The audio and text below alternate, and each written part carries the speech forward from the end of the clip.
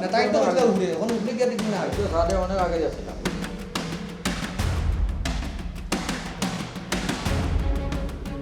সবুজ পাহাড় ঘেরা ক্যাম্পাস, তার মাঝখানে একটি জলাধার, সেখানে ফুটে আছে লাল শাপলা, পারে সবুজ ঘাস।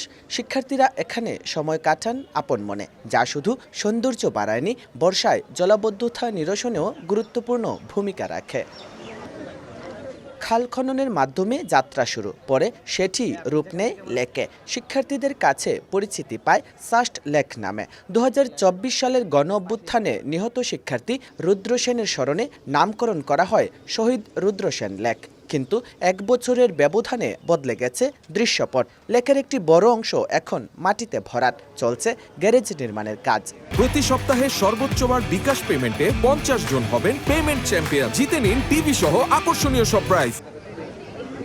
গ্যারেজ নির্মাণের জন্য পাশের টিলার কিছু অংশ কেটে ফেলা হয়েছে। বিশ্ববিদ্যালয় সংশ্লিষ্টদের দাবি, নির্মাণাধীন ওই গ্যারেজে মাত্র 22টি গাড়ি রাখা সম্ভব হবে, অথচ বর্তমানে বিশ্ববিদ্যালয়ের পরিবহন পুলে রয়েছে 42টি যানবাহন।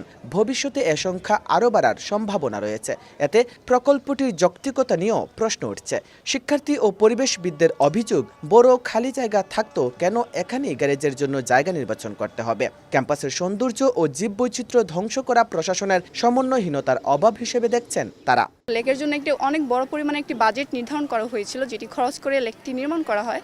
আর বর্তমানে দেখতে পাচ্ছি সেই খরচটি আবার মাটি চাপা দিয়ে সেখানে আবার গ্যারেজ নির্মাণের ব্যবস্থা করা হচ্ছে। লেক ভরাট করে কেন এটা করলো, এটা আমরা এটা ভালোভাবে নিচ্ছি না। অপরিকল্পিতভাবে একটা প্রথমত সিদ্ধান্ত বলা যায়, তারপর হচ্ছে আবার টাকা খরচ, এখানে অবভিয়াসলি অনিয়ম আছেই। বিশ্ববিদ্যালয়ের কাজগুলো সাস্টেইনেবল হবে, দুর্নীতিমুক্ত হবে, একটা পরিকল্পিত কাজ হবে, তাহলে এটা সবার জন্য ভালো হবে। এটা কারেকশন করতে হবে অতি দ্রুত। এই লেকের জায়গায় লেক রেখে অন্য কোথাও যেন তারা এই গ্যারেজটা নির্মাণ করেন। তবে সদ্য দায়িত্ব নেওয়া নতুন উপাচার্য বলছেন, বিশ্ববিদ্যালয়ের পক্ষে ভালো হবে এমন সিদ্ধান্তই নেওয়া হবে। বিশ্ববিদ্যালয়ের পক্ষে যেটা ভালো হবে, আমাদের student, teachers, officers, stuffs as well as Sylhet কমিউনিটির জন্য যেটা ভালো হবে, আমরা শাহজালাল বিশ্ববিদ্যালয় প্রশাসন এখন থেকে সেটাই করার চেষ্টা করছি। প্রায় 320 একর জায়গা জুড়ে 900 থেকে 1000 মিটারের বেশি দীর্ঘ দুটি দৃষ্টিনন্দন লেক আলাদা সৌন্দর্য বাড়িয়েছে পুরো ক্যাম্পাসের।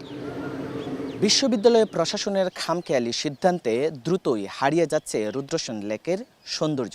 শিক্ষার্থীদের অভিযোগ, লেকের উপর গ্যারেজ নির্মাণের ফলে হারাচ্ছে সবুজ পরিবেশ, সংকুচিত হচ্ছে এই জলাধার, নান্দনিকতা হারাচ্ছে ক্যাম্পাস।